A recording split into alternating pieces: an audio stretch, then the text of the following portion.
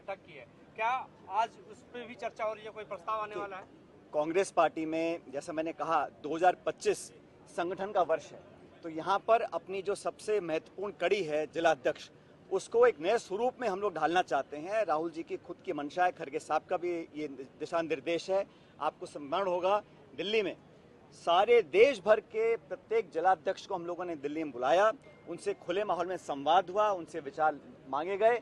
और ये बात इतना मैं कह सकता हूँ, इस पर अंतिम निर्णय तो कल अधिवेशन के बाद होगा, लेकिन जो सोच कांग्रेस पार्टी के नेतृत्व की है वो ये है कि जिला अध्यक्षों को हम और राजनीतिक ताकत देना चाहते हैं, उनकी जिम्मेदारी और जवाबदेही दोनों तय करना चाहते हैं और उनको सशक्त बनाकर ब्लॉक, मंडल, गांव, देहात और बूथ तक हम लोग पहुंचना चाहते हैं। तो कल इस पर हम और विस्तार से चर्चा करेंगे, लेकिन जिला अध्यक्षों की जो भूमिका है वो पहले से बहुत ज्यादा महत्वपूर्ण होगी, इतना मैं कह सकता हूँ। Yes, Gaurav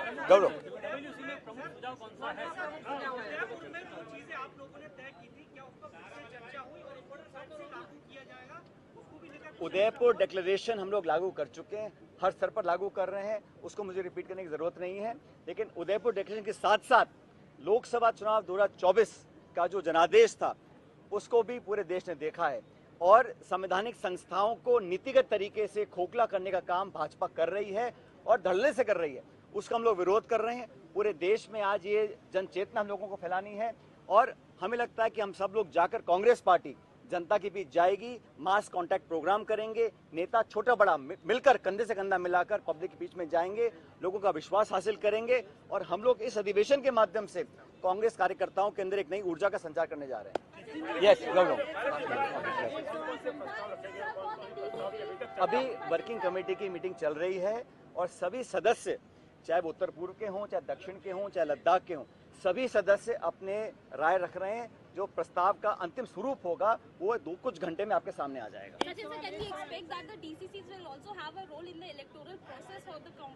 All I can say is that the intention of the Congress President and the Leader of Opposition is to create a more empowered district unit. The accountability, the responsibility and the political strength that we have thus so far given to the district presidents is set to be enhanced. What the final outcome will be, that will be decided only after the convention tomorrow. But the intention of the Congress party is to make the district Congress level presidents more empowered than previously.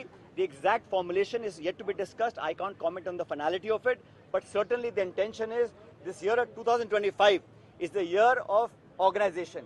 Kharge ji, Rahul ji have dedicated this year to the organization, to strengthen our party workers, to expand our party ideology, and to make sure that Congress party reaches out in a mass contact program through padyatras, through outreach programs, through door-to-door campaigns, and enthuse our workers across the country.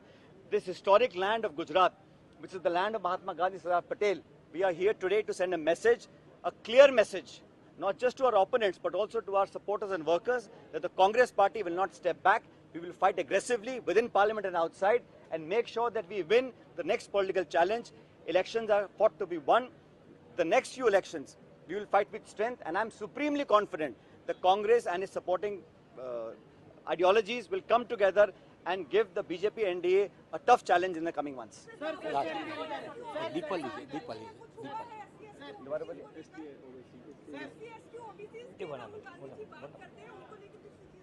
ये तो कांग्रेस का पुराना निर्णय है कि हम लोग जातिगत जनगणना चाहते हैं और राहुल जी ने स्वयं बीड़ा उठाया है कि जो पिछड़ा है, दलित है, गरीब है, आदिवासी है, उनको और संरक्षण मिले। और पूरे देश में आज आदिवासी दलित भाई बहनों के साथ जो अत्याचार हो रहे हैं, जो अनदेखी हो रही है, जो उनका उत्पीड़न हो रहा है, उसके साथ कांग्रेस पार्टी खड़ी है। हम हर व्यक्ति को एक नजर से देखते हैं, संविधान में सबको बराबर का अधिकार दिया है।